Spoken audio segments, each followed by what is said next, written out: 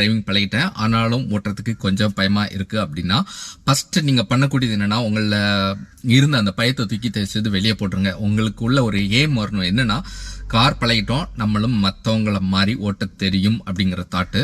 அதுக்காக மத்தவங்கள மாதிரி எக்ஸ்பீரியன்ஸ் டிரைவர் மாதிரி டக்குன்னு போய் அப்படி கேப்ல கட் பண்றது, ஸோ அந்த மாதிரிலாம் பண்ணாதீங்க. ஏன்னா ஆரம்பத்துல ஸ்டீரிங் கண்ட்ரோலே பாத்தீங்கன்னா கொஞ்சம் போக போகத்தான் கொஞ்சம் லேட்டா தான் வரும். ஸோ என்னன்னா, அந்த பயத்தை மட்டும் எடுத்து போட்டுருங்க. நீங்க சிட்டில டிரைவ் பண்ணீங்கன்னா 100% உங்களுக்கு அது ஈஸி தான், ரொம்ப ஈஸி தான். டிரைவிங் வந்து ஒரு மேட்டரே இல்லை.